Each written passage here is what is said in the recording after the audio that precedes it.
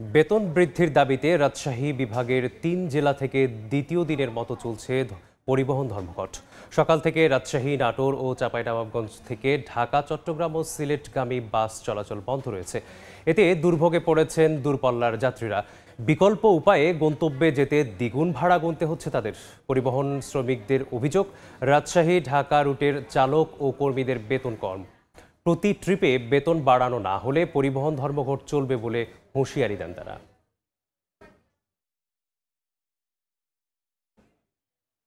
সর্বশেষ খবর জানাতে এই মুহূর্তে নাটোরের বাইপাস এলাকায় আছেন রিপোর্টার আল মামুন। সরাসরি যাচ্ছি তার কাছে। দীর্ঘদিনের মতো নাটোর, রাজশাহী ও চাঁপাইনবাবগঞ্জ থেকে ঢাকায় সরাসরি বাস চলাচল বন্ধ রয়েছে।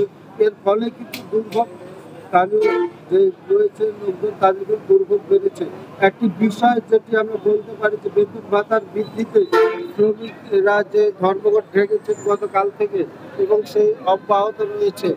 একটি বিষয় যেটি বলতে পারি যে ড্রাইভাররা রাজশাহী থেকে ঢাকা এবং ঢাকা থেকে রাজশাহী পর্যন্ত 1100 থেকে 1300 টাকা পেয়ে থাকেন এবং সুপারভাইজাররা পেয়ে থাকেন 570 টাকা এবং একজন চালকের সহকারী কিন্তু পেয়ে থাকেন 520 টাকা। গত 10 বছর থেকে এই টাকা থেকে যাওয়ার কারণে যে বৃদ্ধির দাবি জানিয়ে এসেছে বেশ কয়েকবার।